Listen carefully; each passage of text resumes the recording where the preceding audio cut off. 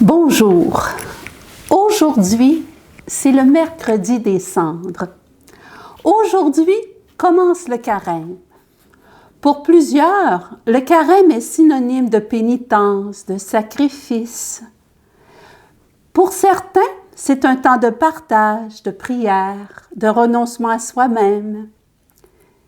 Mais surtout, le carême, ce sont 40 jours qui nous sont donnés pour se recentrer sur l'essentiel, pour revenir au Seigneur de tout notre cœur, comme nous y invite le prophète Joël. 40 jours. 40. Comment ne pas penser aux 40 ans du peuple hébreu dans le désert? Pourquoi cette longue marche faite pendant 40 années dans le désert? Deutéronome 8, verset 2 nous le dit. Le Seigneur ton Dieu te l'a imposé pour te faire passer par la pauvreté. Il voulait t'éprouver et savoir ce que tu as dans le cœur. Allais-tu garder ses commandements? Oui ou non? Le temps du carême, ce sont 40 jours qui nous sont donnés pour connaître le fond de notre cœur, ce qui nous fait vivre, ce qui est important pour nous. Allons-nous choisir d'aimer Dieu et notre prochain? Allons-nous obéir à la parole de Dieu ou servir nos idoles? Comme chrétiens, le carême nous rappelle surtout les 40 jours de Jésus au désert, où il a été tenté par le diable. Le carême nous invite à nous unir à lui dans son combat contre le mensonge et le mal, en approfondissant notre intimité avec Dieu et notre amour pour lui. Comment? L'Évangile nous donne 3 moyens concrets pour montrer à Dieu que nous l'aimons au-dessus de tout. L'aumône, la prière, le jeûne. L'aumône, c'est-à-dire partager, donner, penser aux autres. Jésus nous l'a dit, « Ce que vous avez fait au plus petit d'entre les miens, c'est à moi que vous l'avez fait. » Il nous dit aussi, « C'est la miséricorde que je veux et non le sacrifice. » Dans sa première lettre, Saint Jean nous le dit aussi au chapitre 4, verset 21.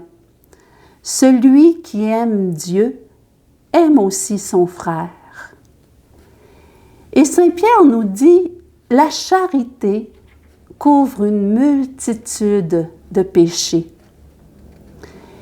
Aimer Dieu se traduit concrètement par nos actes de charité envers le prochain. Pendant le carême cette année, si je cherchais à rendre quelqu'un heureux chaque jour, c'est si simple.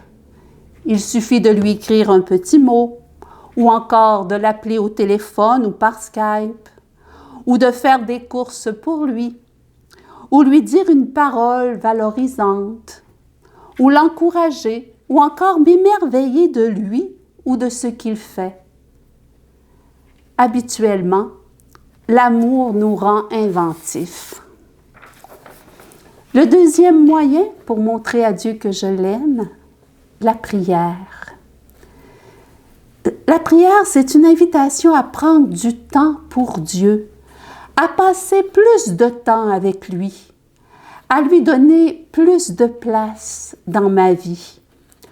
Je peux, par exemple, prendre chaque matin quelques minutes d'intimité avec lui pour lui remettre ma journée.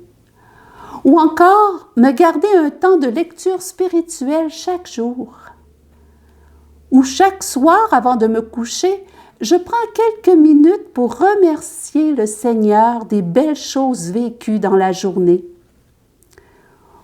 Ou bien encore, chaque jour du carême, je récite la litanie à l'humilité. Oui, ou je dis une dizaine de chapelets pour la paix dans le monde. Finalement, le troisième moyen pour grandir dans l'amour, le jeûne. Cela signifie renoncer à soi-même, se sacrifier, accepter des privations pour acquérir une plus grande maîtrise de soi et ouvrir son cœur à ceux qui souffrent de la faim physique et spirituelle.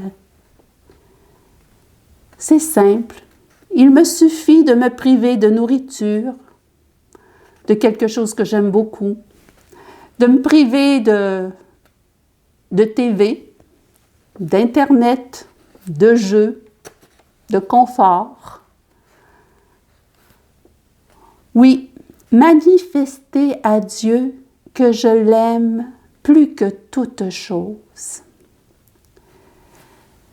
Ne pas faire ces gestes concrets pour être remarqué des hommes, mais ni dans une recherche de mon moi, de mon égoïsme, mais les faire dans le secret, c'est-à-dire pour le seul amour de Dieu.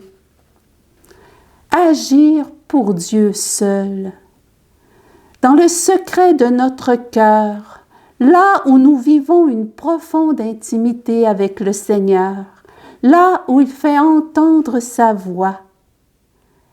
Nous vivons trop souvent dans le superficiel, dans l'apparent, dans l'extérieur. Mais le Seigneur veut nous conduire à une plus grande profondeur, à vivre au niveau de notre cœur.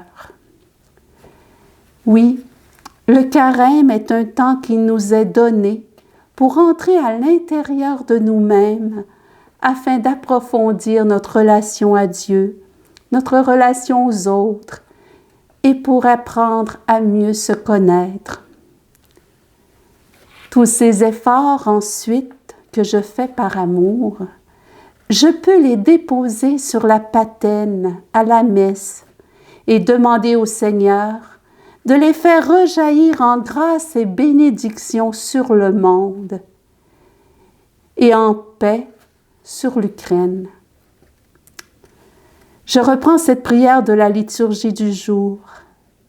Seigneur, que nos privations nous rendent plus forts pour lutter contre l'esprit du mal. Par Jésus-Christ, ton Fils, notre Seigneur, qui vit et règne avec toi dans l'unité du Saint-Esprit. Amen. Au revoir et à mercredi prochain. Jésus.